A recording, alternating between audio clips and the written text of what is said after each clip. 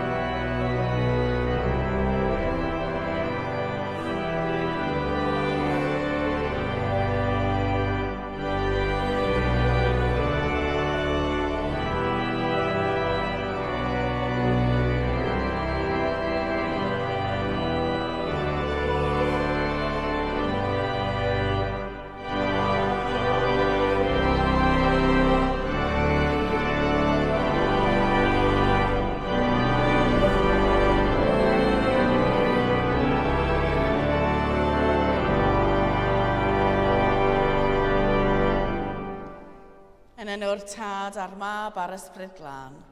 Amen. Gras a thangnefedd a fo gyda chwi. At gadw di yng nghariad Crist. Cyfod o Dduw i fanu'r ddeiar oherwydd iddo ti o'r holl genhedloedd. Gan gynnys i ddathlu'r Cymun Bendigaid gogoniant i Dduw, yn baratown gan gyffesu ein pechodau. Gan ymddiried yn aioni ein tad trigarog, wedi'n cynnal gan addfwynder Iesu ein cyfaill, ac wrth weld ein bywydau o'r newydd yn llewyrch yr ysbryd bywiol.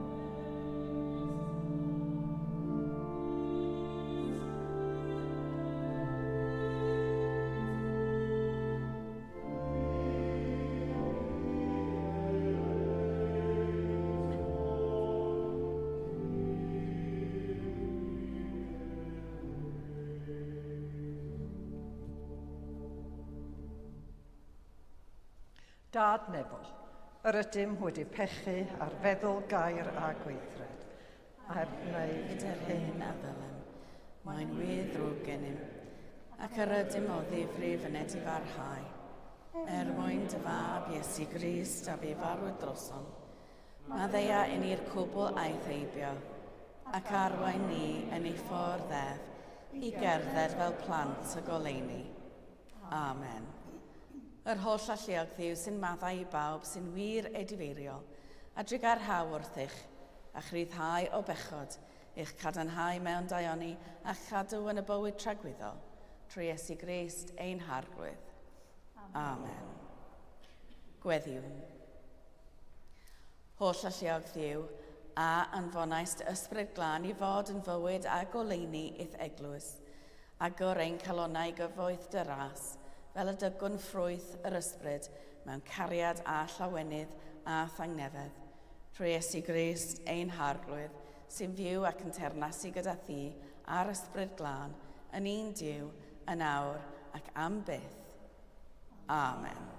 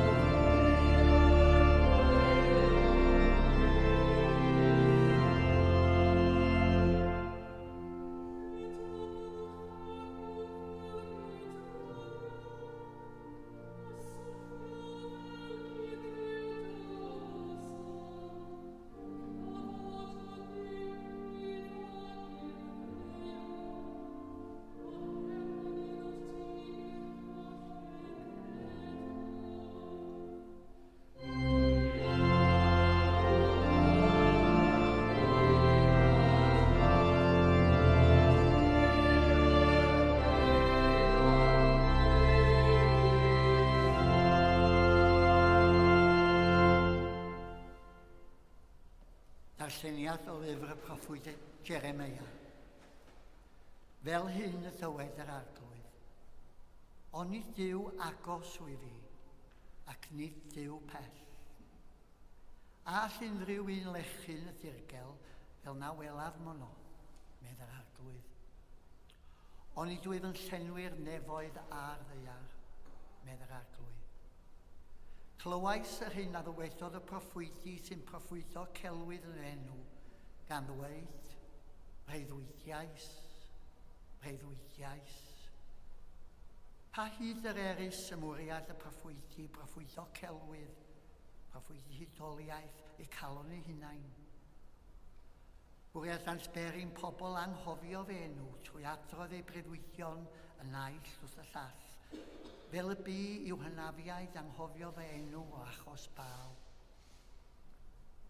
Y proffwyd sydd â breuddwyd ganddo, myneged ei breuddwyd, a'r hwn sydd am gair i ganddo, llefared fy ngair yn ffyddlon. Beth sy'n gyffredin rhwng gwell a gwenith, medd yr arglwydd. Oni Duw fy ngair fel tân, medd yr arglwydd, ac fel gordd sy'n dryllio'r graig. Clywch air bywyd i'n byd. Diolch a Bobl.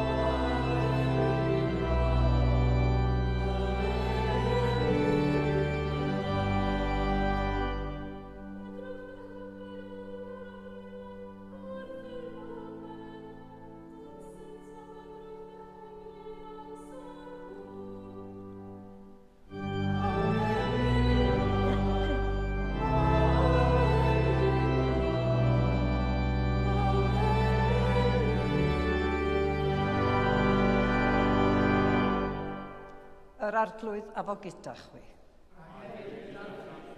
Gwrandewch Efengyl Crist yn ôl Sant Luc. Bryd hynny, meddai Iesu, yr wyf fi wedi dod i fwrw tân ar y ddeiar, ac o'na fyddai eisoes wedi ei gynnau. A mae'n bedydd y mae'n rhaid fy medyddio ag ef, a chymaint yw fy nghyfyngder hyd nes y cyflawni'r ef. Ydych chwi'n tybio mae roi heddwch i'r ddeiar yr wyf fi wedi dod? Nage, meddaf wrthych, ond ymraniad. Oherwydd o hyn allan, bydd un teulu o 5 wedi ymrannu. 3 yn erbyn 2 a 2 yn erbyn 3. Ymran ar tad yn erbyn y mab, a'r mab yn erbyn y tad. Y fam yn erbyn ei merch, a'r ferch yn erbyn ei mam. Y fam yng nghyfraith yn erbyn y ferch yng nghyfraith, a'r ferch yng nghyfraith yn erbyn ei mam yng nghyfraith. Dywedodd wrth y tyrfaoedd hefyd, pan welwch gwmwl yn codi yn y gorllewin, yr ydych yn dweud ar unwaith, daw yn law, ac felly y bydd. A pan welwch wynt y de yn chwythu, yr ydych yn dweud, daw yn wres, a hynny fydd. Chwir a grithwyr, medrwch ddehongli'r olwg ar y ddeiar a'r ffurfafen, ond sut na fedrwch ddehongli'r amser hwn? Dyma Efengyl yr Arglwydd.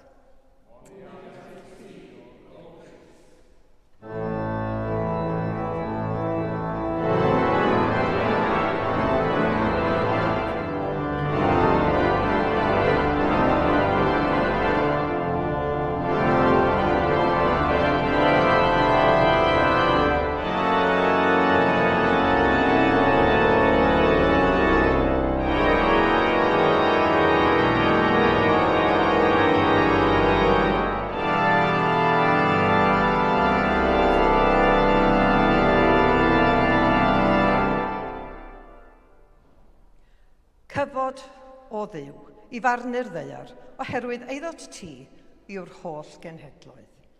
Yn enw'r Tad a'r Mab a'r Ysbryd Glân. Amen.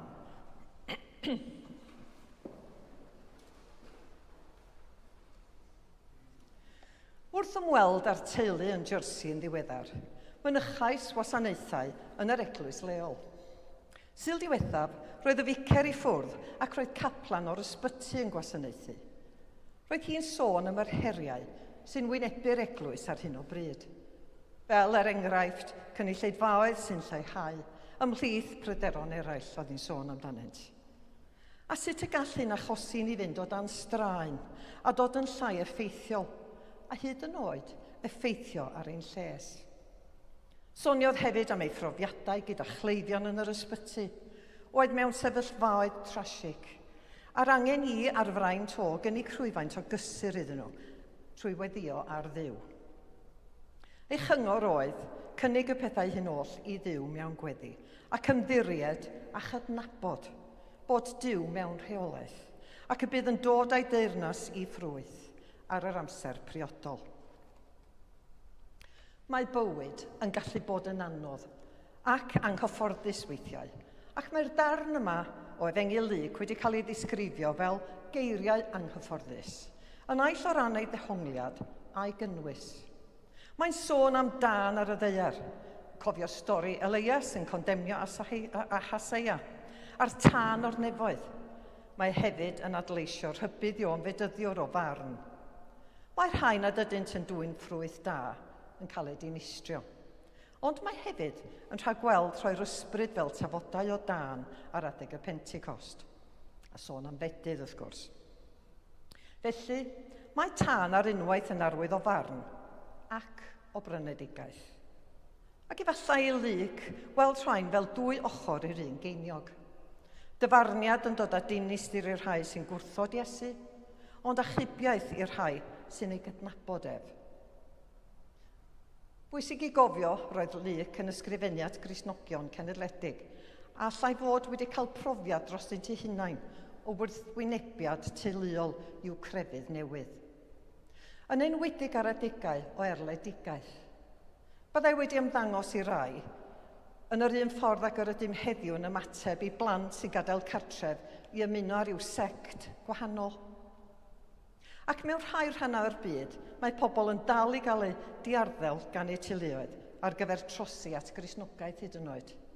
Yn enwedig lle mae crefydd wedi ei rwymo i fyny gyda hunaniaeth a diwylliannol ac ethnig. Yn y stori Harry Potter, mae llawer o enghreifftiau o arwyddion sy'n cael eu colli oherwydd nad ydy Harry yn ei deall neu am nad yw barod i'w darllen nhw. Ac mae un trosolwg yn cymharu'r darlleniad hwn o'r Efengyl a chyfres Harry Potter, lle mae'r ddau yn archwilio themau rhaniad, aberth a chanlyniadau dewis llwybr sy'n cydfynd â phwrpas uwch, gan arwain yn aml at wrthdaro a'r rhai nad ydynt yn deall nac yn derbyn y llwybr hwnnw. Mae'r ddau destun yn awgrymu y gall dilyn llwybr o'r deinwyd yn ddwyfol, neu a oedd yn gyfiawn, yn anarferol gyfiawn, greu rhwygiadau o fewn teuluoedd a chymunedau. Gan ei gwneud yn ofynnol i unigolion wneud dewisiadau anodd ac o bosibl wynebu gwrthwynebiad. Mae'r chwedlau am raniadau yn arbennig o anghyfforddus i eglwys sydd yn rhoi gwerth mawr ar y teulu. Efallai fod Iesu yn dweud yma fod yr Efengyl a'r ymateb mae'n ei ofyn ganddo'n mor bwysig fel bod angen brys. Fod mor holl gynhwysol fel iddo fo fod yn fwy pwysig na hyd yn oed cysylltiadau a theyrngarwch y ddau biolegol a chymdeithasol o'r teulu hyd yn oed. Mae hefyd hyd yn oed y sefydliad cymdeithasol mwyaf gwerthfawr yn cael ei berthnasu gan ofynion teyrnas Dduw. Mae angen doethineb a dirnadaeth arnom wrth benderfynu ble i osod ein teyrngarwch.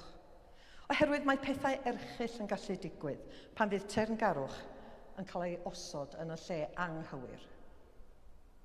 Pan wnaeth trais ffrwydro yn Kenya ar ôl etholiad anghydfod yn ei cylch. Fe ranwyd y genedl nes bod cymydog yn ymladd yn erbyn cymydog.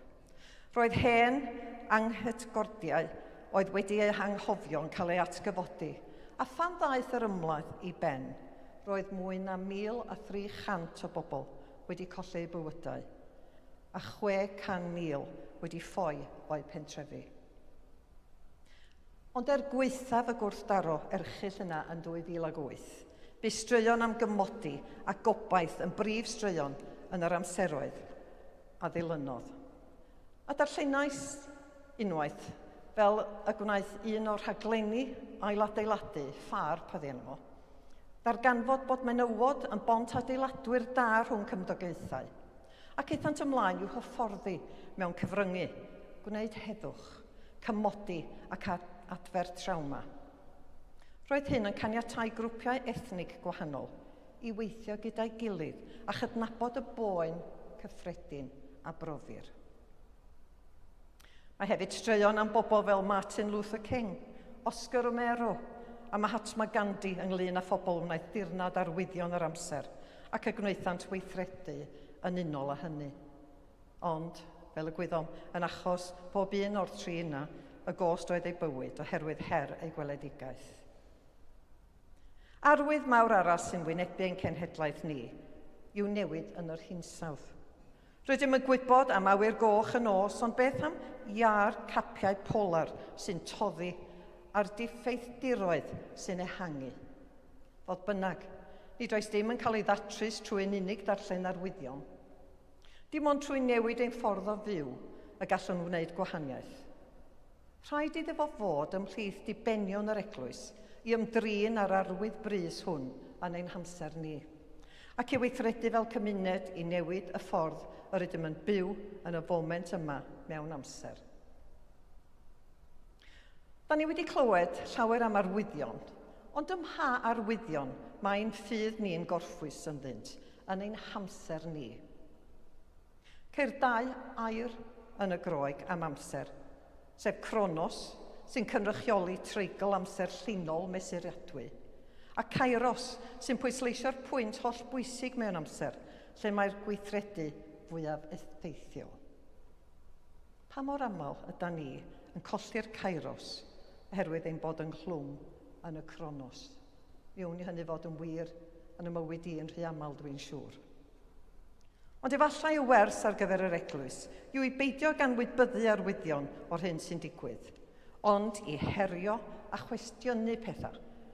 I gwestiynu'n agored dueddiadau a straeon yr hyn sy'n digwydd, mwyn i ni allu dirnad trwy weddio ar Dduw yr hyn yw arwyddion ein hamser. Mae angen i ni annog ein gilydd a gwneud ein rhan. Dim ots pa mor fach, oherwydd pe basa pawb yn gwneud hynny, yna buasai teyrnas Dduw yn wir ehangu. Dwi am orffen gyda, a maddeuwch i mi, cyfeithiad anigonol iawn o weddi Oscar Romero. Cyfansoddwyd y weddi hon gan yr esgob Ken o'n Tener o Sainiaw, a'i ddrafftio ar gyfer pregeth gan y Cardinal John Dearden yn mis Tachwedd 1979, i ddathlu o ffeiriaid y Madawedig. Fel myfyrdod ar ben blwydd merthydod yr esgob Romero, cynhwysodd yr esgob yn Tener ddarn o'r enw Diogelwch Gweddi Romero mewn llyfr myfyrdod. A'r dirgelwch yw bod geiriau'r weddi yn cael eu priodoli i Oscar Romero, ond ni chawsant ei llefaru ganddo erioed. Felly, dyfodol nad yw neiddo i'n hunain. Mae'n helpu o bryd i'w gilydd i gamu nôl a chymryd golwg hir. Nid yn unig y mae'r deyrnas y tu hwnt i'n hymdrechion, mae hyd yn oed y tu hwnt i'n gweledigaeth. Rydym yn cyflawni yn ein hoes, dim ond cyfran fach iawn o'r fenter wych, sef gwaith Duw. Nid oes dim awnawn yn gyflawn, sydd yn ffordd arall o ddweud bod y deyrnas bob amser y tu hwnt i ni. Nid oes unrhyw ddatganiad yn dweud popeth y gellid ei ddweud. Nid oes unrhyw weddi yn mynegu ein ffydd yn llawn. Nid oes unrhyw gyffes yn dod â pherffeithrwydd. Nid oes unrhyw ymweliad bugeiliol yn dod â chyfanrwydd. Nid oes unrhyw raglen yn cyflawni cenhadaeth yr eglwys. Nid oes unrhyw set o nodau ac amcanion yn cynnwys popeth. Dyna beth yw ein pwrpas. Rydym yn plannu had a fydd yn tyfu un diwrnod. Rydym yn dyfrio hadau sydd eisoes wedi plannu, gan wybod ei bod yn addor dyfodol. Rydym yn gosod sylfaeni a fydd angen ei datblygu ymhellach. Rydym yn darparu burin sy'n cynhyrchu effeithiau ymhell tu hwnt i'n galluoedd. Ni allwn wneud popeth, ac y mae yna ymdeimlad o ryddhad wrth sylweddoli hynny. Mae hyn yn ein galluogi i wneud rhywbeth a'i wneud yn dda iawn. Efallai fod yn anghyflawn, ond mae'n ddechrau, yn gam ar hyd y ffordd, yn gyfle i ras yr arglwydd ddod i mewn a gwneud y gweddill. Efallai na welwn byth y canlyniadau terfynol, ond dyna'r gwahaniaeth rhwng y meistr adeiladwr a'r gweithiwr. Gweithwyr ydym ni, nid meistr adeiladwyr. Yn weinidogion, nid yn fesiaid. Rydym yn broffwydu dyfodol nad i'w wneud o i ni ein hunain.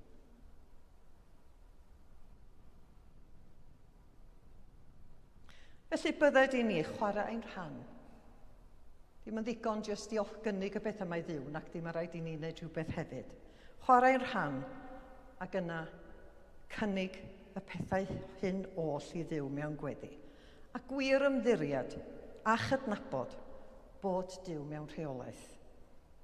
Ac y bydd yn dod â'i deyrnas i ffrwyth yn yr amser priodol. Felly i Dduw y bo'r gogoniant yn awr a hyd byth. Amen.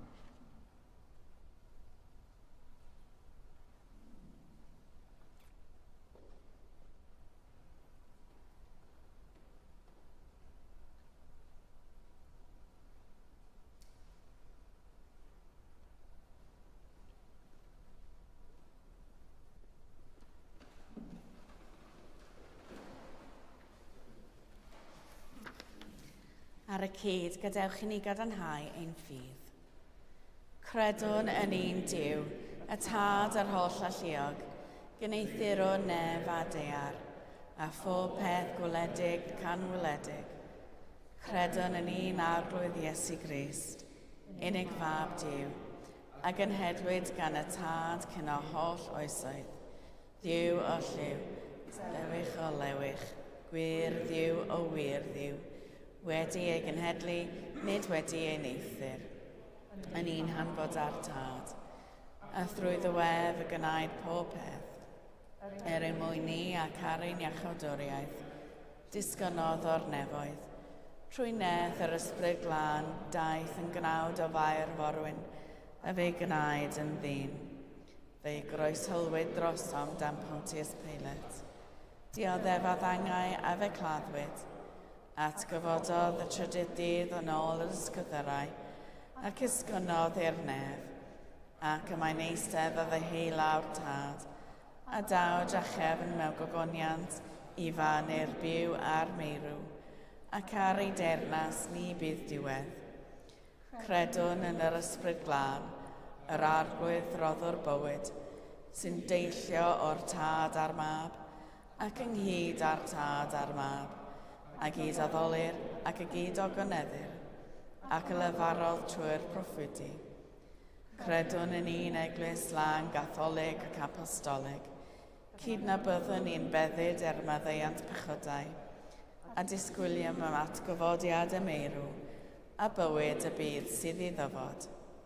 Amen. Gyda'n holl galon, a'n holl feddwl, gweddiwn ar Dduw.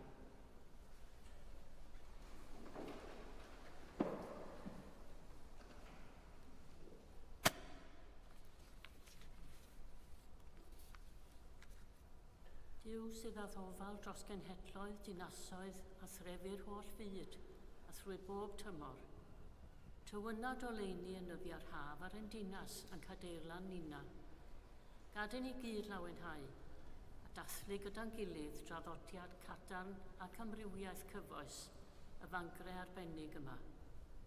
Gweddiwn dros Andrew, Esgob Bangor, David, Esgob Enlli, a holl deulu'r Gadeilan yn glerigwyr a lleigwyr. Galluogan ni gysegru yn donia beth bynnag ym Mhont i ddwasanaethu di a ddeglwys. Arglwydd yn dy drigaredd. Yn nyddia'r haf, cofiwn y gwledydd a'r manna hynny lle nad ydy hael cyfiawnder yn twnu, lle mae gorthrwm, rhyfel a newyn yn tagu unrhyw obaith am ddathlu a llawenhau. Cofiwn y gweddiwn dros Wcrain a Rwsia, Israel a Gaza, a phob man yn y byd, boed ym mhenawdau'r newyddion neu mewn dioddefaint di sylw, lle mae terfysg a gwrthdaro yn dyfetha bywydau. Arglwydd yn dy drigaredd. Dduw, gweddiwn yn arbennig yn y tymor hwn dros bobl ifanc yn gwlad, wrth iddyn nhw ddathlu llwyddiant mewn aroliadau, neu wynebu siom a chwalu breuddwydion.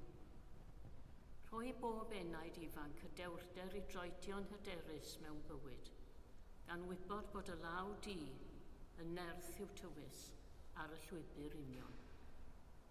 Arglwydd yn dy drigaredd. Dyro nerth a chynhaliaeth i bawb sy'n glaf ac yn dioddau mewn corff neu feddwl, a chryfder i'r sawl sy'n gofalus drostyn. Gweddiwn dros y cleifion hynny yn ein cymuned ni, John, Nick, Jill ac Ann. Arglwydd yn dy drigaredd. Gweddiwn dros y rhai hynny sy'n annwyl i ni, ond sydd wedi gwahanu dros drodd i wrthym gan angau. Cofiwn yn arbennig am Shirley Reid, Elwyn Williams, Ian Scott Bradley, Peter Reid, Michael Parsons, Rita Robinson a Moira Muir. Gorffwys tragwyddol dy roeddynt o arglwydd.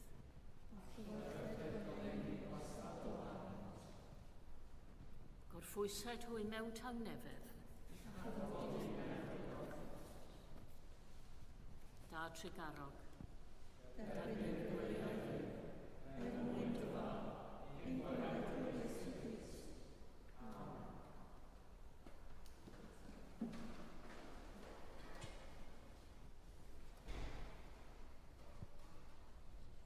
Duw, sydd wedi ein cymodi ni ag ef ei hun trwy Grist a rhoi i ni weinidogaeth y cymod.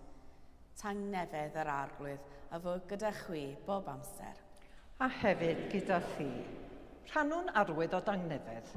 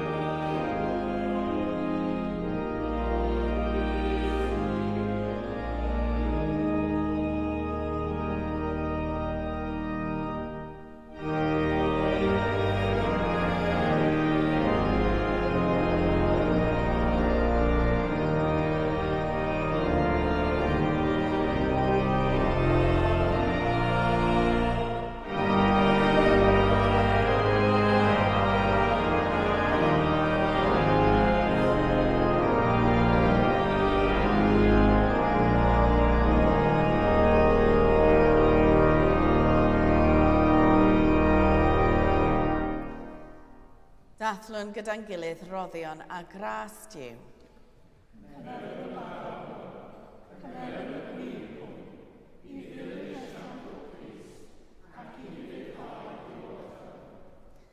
Yr arglwydd afo gyda chwi.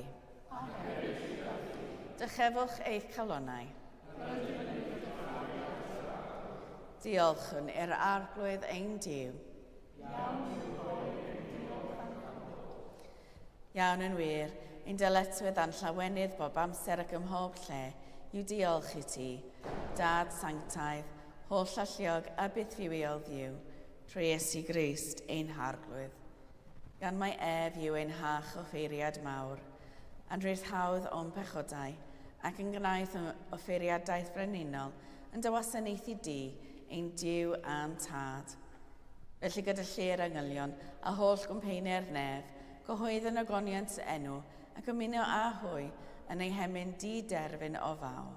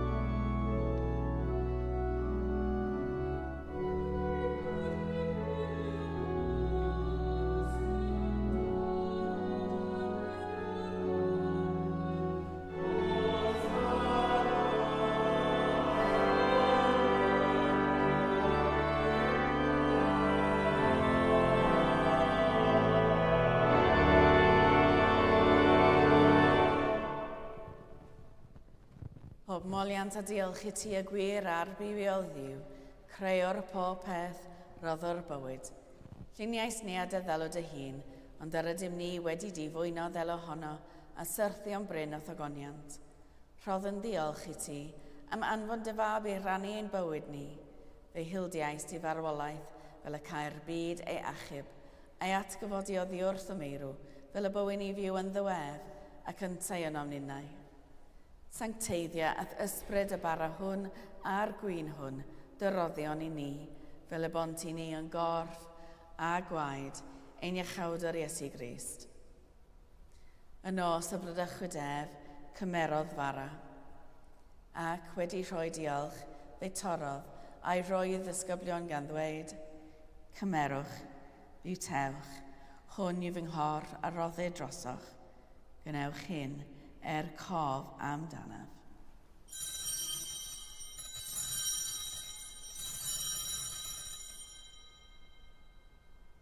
Yr un modd ar ôl swper, cymerodd y cwpan, ac wedi rhoi diolch, fe roddodd iddynt gan ddweud, yfwch o hwn bawb, oherwydd hwn yw fy ngwaed o cyfamod newydd, y dywellid drosoch a throslawer maddeuant pechodau. Gwnewch hyn bob tro yr yfych ef, cof amdanaf.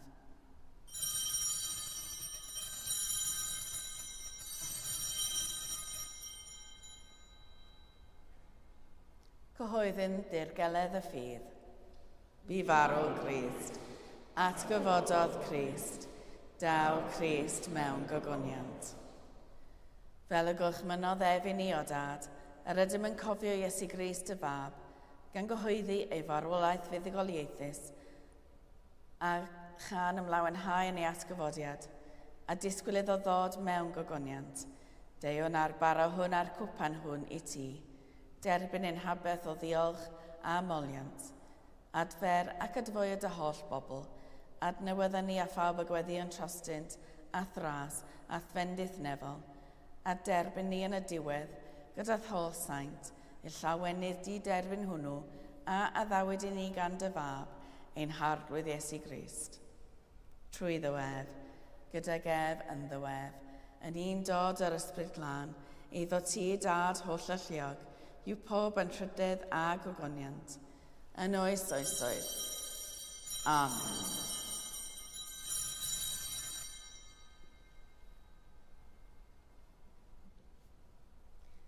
fel y dysgodd ein iechawd yn ei gweddiwn yn hyderus. Ein tad, y rhwnnwyd yn y nefoedd, sancteiddiad y enw, deled y dernas, gwneled y wyllus, megis yn y nef, felly ar y ddeiar hefyd. Dyro i ni heddiw ein bara bynyddiol, a maddau i ni ein dyledion, fel y maddeuon unau ein dyledwyr, ac nac arwain ni i brofedigaeth, eith y gwared ni rhag drwg, canis eiddo ti o'r dernas, a'r gallu a'r gogoniant, yn oes oesoedd. Amen.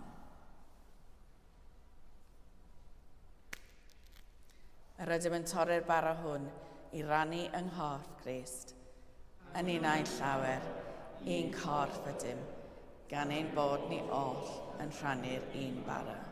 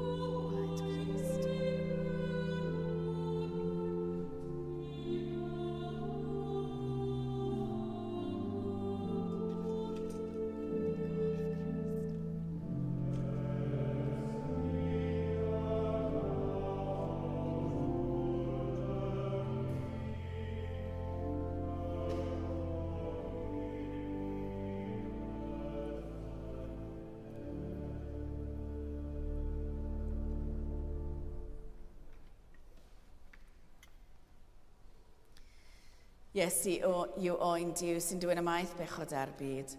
Gwyn ei byd a rhai a elwyr i'w swper. Arglwydd, nid wyf yn deilwng idd derbyn, ond dywyd y gair, a chaf i a chaf.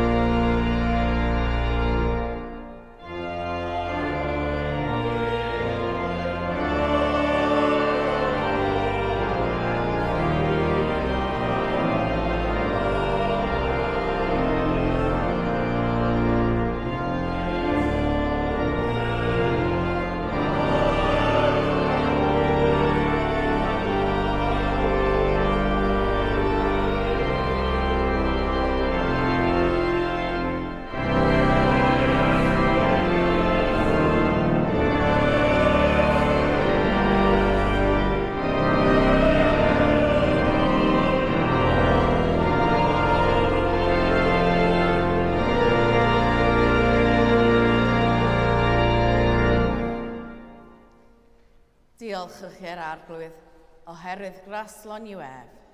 Ei gariad sy'n dragfywydd. Dad sanctaidd, a'n galwodd ni yma ynghyd o amgylch bwrdd dy fab i gyfrannogi o'r pryd hwn gyda'r holl deulu diw. Yn y byd newydd hwnnw, lle a datgyddir lawnder dy dangnefedd, cynnull bobl o bob hil ac iaith i gyfrannogi oledd dragwyddol Iesu Grist ein harglwydd. Amen. Yr arglwydd a fo gyda chwi. A hefyd gyda thi. Bydde di dangnefedd diw sydd i'w llaw pob deall, gadw eich calonau yng ngwybodaeth a chariad diw a'i fab Iesu Grist.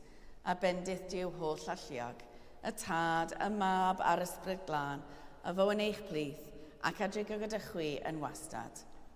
Amen. Ewch mewn tangnefedd i garu a gwasanaethu'r arglwydd. Yn enw Crist. Amen.